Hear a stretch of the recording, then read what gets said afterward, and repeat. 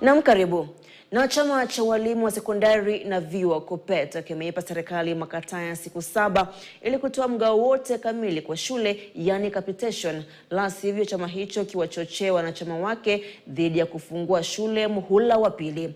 Katibu mkuu Akilo Misuri na mwenyekiti Omboko Milemba wamekashifu Wizara ya Elimu kwa kutotoa mgao wa kutosha shuleni, hali wanayosema imeyumbisha masomo katika shule za upili. The free-day secondary school of 22,244 was instituted in 2017. Currently, the Kenyan shilling has depreciated. What we had expected was something like to increase the figures higher. It is now disturbing that this one is not the case.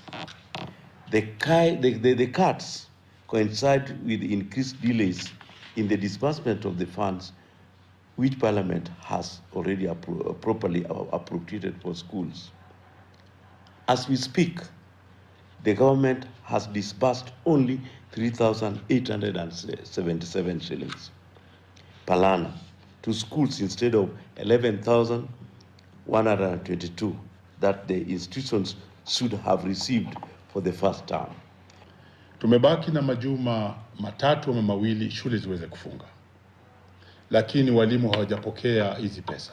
Ni mara mingi kama chama cha KUPPET tuongei kuhusu mambo ya migomo, lakini tuwezi kaa hapa kitako na elimu inaporomoka katika nchi hii.